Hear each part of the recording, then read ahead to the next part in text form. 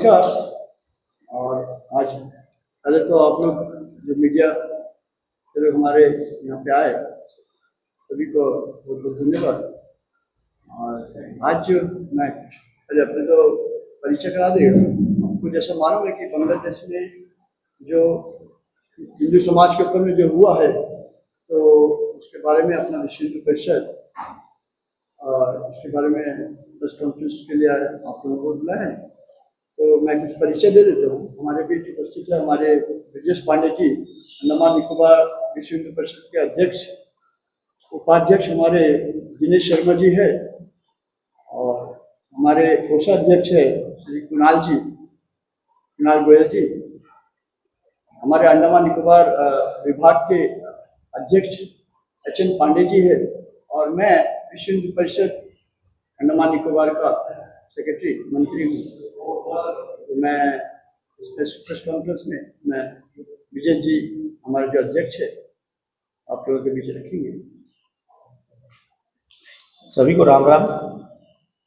सर्वप्रथम आप सभी मीडिया बंधुओं को मैं स्वागत करता हूं और अभिनंदन करता हूं, जितने शॉर्ट नोटिस में आप लोग यहाँ आए इस प्रेस कॉन्फ्रेंस को विश्व हिंदू परिषद का अटेंड करने के लिए।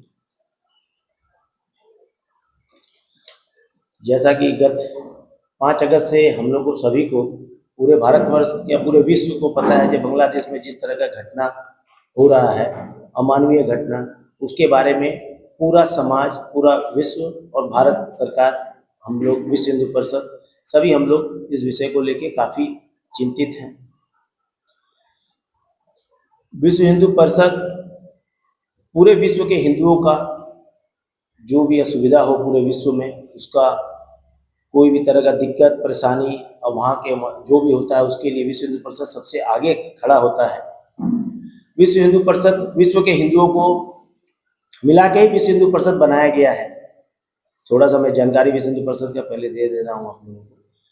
विश्व हिंदू परिषद का स्थापना ही 1964 में हिंदुओं को सुरक्षित करने के लिए बनाया गया, और जो निरंतर उसका कार्य विश्व हिंदू परिषद अपने अलग अलग आयामों द्वारा कर रही है। जो बांग्लादेश में माइनॉरिटी अल्पसंख्यक पे जो हमला हो रहा है, इससे आप सभी मीडिया बंधु अवगत हैं। इस तरह का अमानवीय नरसंहार, इस तरह का क्रूरता, माने न सहज करने वाली व्यवस्थाओं को वहाँ पे जो ISI आतंकवादी जिहादी मानसिकता के लोग जिस तरह के वहाँ पे अत्याचार कर रहे हैं हमारे माता बहनों, बेटियों, बच्चों और बुजुर्गों के ऊपर, उस तरह का अमानवीय अत्याचार कोई भी किसी भी देश का बर्दाश्त नहीं किया जा सकता है। इस तरह का अमानवीय घटना वहाँ पे हो रहा है। मैं विश्व हिंदू परिषद के अध्यक्ष होते के नाते अंडमान निकोबार द्वीप समूह के यहाँ के भी लोग, जो जैसा कि आप जानते हैं 1971 से यहाँ पे बहुत ज़्यादा लोगों को बांग्लादेश से नॉर्थ मिडिल अंडमान में बसाया गया। आज भी उनसे रिलेटेड उनके दादी, काका, मामे, रिश्तेदार बांग्लादेश में हैं, और वहाँ से इस तरह का फ़ोन आ रहा है और इस तरह का पीड़ा बता रहे हैं। तो अंडमान निकोबार भी बांग्लादेश के जो ऊपर अत्याचार हिंदुओं के ऊपर हो रहा है उससे वंचित नहीं है। द्वीप समूह भी, हमारा जो अंडमान द्वीप समूह भी कहीं न कहीं उससे जुड़ा हुआ है, और इस प्रेस कॉन्फ्रेंस के माध्यम से हम लोग सरकार को और यहाँ के प्रशासन को और भारत सरकार को ये सूचना देना चाहते हैं कि जो भी घटना बांग्लादेश में घटित हो रहा है उस पर जल्द से जल्द, उस पर जिस हिसाब से अपने तरीके से उसको समाधान करें और उसको सुचारू रूप से फिर से व्यवस्थित कराया जाए।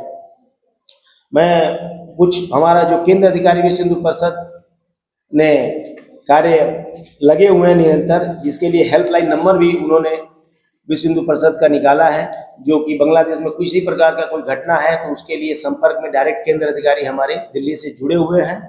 और तत्काल में ही 9 अगस्त को मैं आपको पढ़ के बता देता हूँ। अंडमान और निकोबार द्वीप के विश्व हिंदू परिषद ने बांग्लादेश में हिंदुओं और अन्य अल्पसंख्यक समुदायों के खिलाफ हिंसा और उत्पीड़न की बढ़ती घटनाओं पर गहरी चिंता व्यक्त की है। 9 अगस्त 2024 को वीएचपी के केंद्र अधिकारी, हमारे अंतर्राष्ट्रीय अध्यक्ष माननीय आलोक जी और हमारे महामंत्री बजरंग बागड़ा जी, दोनों एक टीम मिलकर अमित शाह जी से, होम मिनिस्टर से मिले। गृह मंत्री अमित शाह से मुलाकात की और बांग्लादेश में प्रभावित समुदायों की सुरक्षा के लिए तत्काल और आवश्यक कार्रवाई का अनुरोध किया है। बैठक के दौरान केंद्रीय गृह मंत्री को बांग्लादेश में हिंदुओं और अल्पसंख्यकों के हत्याकांड, आगजनी और अमानवीय उत्पीड़न के बारे में भारत में हिंदू समाज की पीड़ा और व्यवस्था के अवगत कराया गया। गृह मंत्री ने आश्वासन दिया कि सरकार पूरी संवेदनशीलता और गंभीरता के साथ आवश्यक कार्रवाई कर रही है। इसके अलावा प्रधानमंत्री श्री नरेंद्र मोदी जी ने भी बांग्लादेश में अंतरिम सरकार के प्रमुख को अपने शुभकामना संदेश में हिंदुओं की सुरक्षा के बारे में चिंता व्यक्त की है।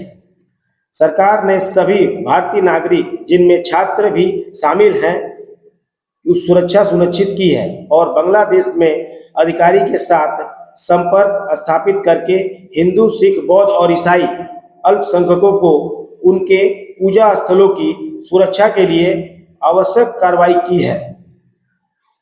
गृह मंत्री ने आशा व्यक्त किया है कि अंतरिम सरकार के प्रमुख तुरंत दोषियों पर कार्रवाई करें, क्योंकि उन्होंने हिंदू अल्पसंख्यक के खिलाफ उत्पीड़न की घटनाओं से इनकार नहीं किया है। विश्व हिंदू परिषद बांग्लादेश में अल्पसंख्यक उत्पीड़न पर कुछ बिंदु आपके सामने प्रस्तुत कर रही है, इस पे आप ध्यान दें। बांग्लादेश कभी भारत का अभिन्न हिस्सा था, ये हम सभी जानते हैं। बांग्लादेश और भारत एक अभिन्न मित्र हैं, उनको अलग नहीं किया जा सकता।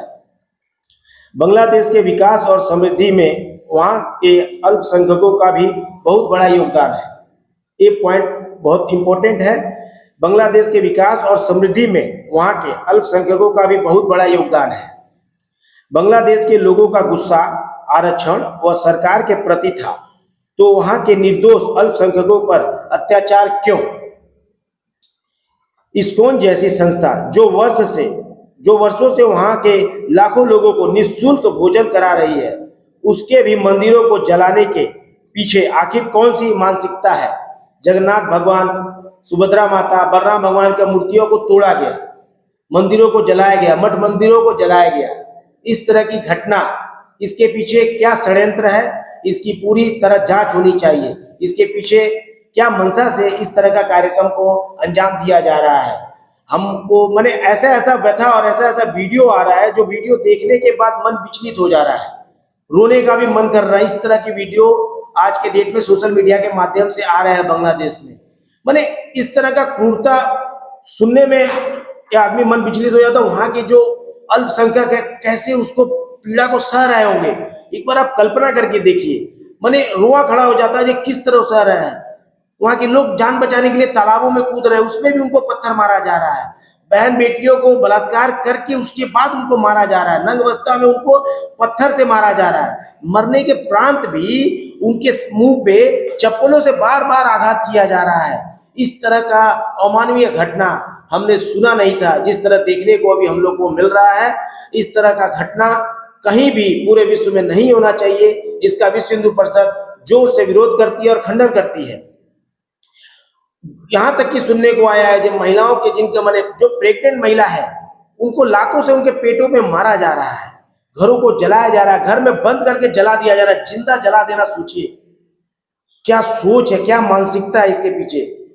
जिहादी इस मानसिकता को क्या दर्शाना चाह रहे हैं? हम हिंदुओं को इस तरह का प्रताड़ित करने का मंशा क्या है? एक आरक्षण हटाने का कार्यक्रम शुरू होके देश में, बांग्लादेश में धीरे धीरे टारगेट लास्ट में अल्पसंख्यक ही रहेंगे। ये 1947 से बार बार होते हुए आ रहा है। 1947 में हुआ, फिर 1971 में हुआ और फिर 2024 में घटना फिर से दोहराया जा रहा है। बांग्लादेश में 22 से 23% हिंदू थे, जो आज घटकर 8% हिंदू रह गए हैं, जिसकी आबादी कुल संख्या 135 करोड़ बताई जा रही है। उसमें अल्पसंख्यक भी हैं।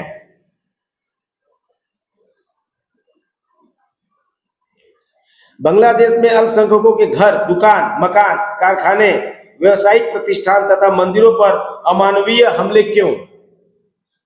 बात चाहे 1947 की हो या 1971 की हो या फिर 2024 की हो, निशाने पर सिर्फ हिंदू समाज ही क्यों?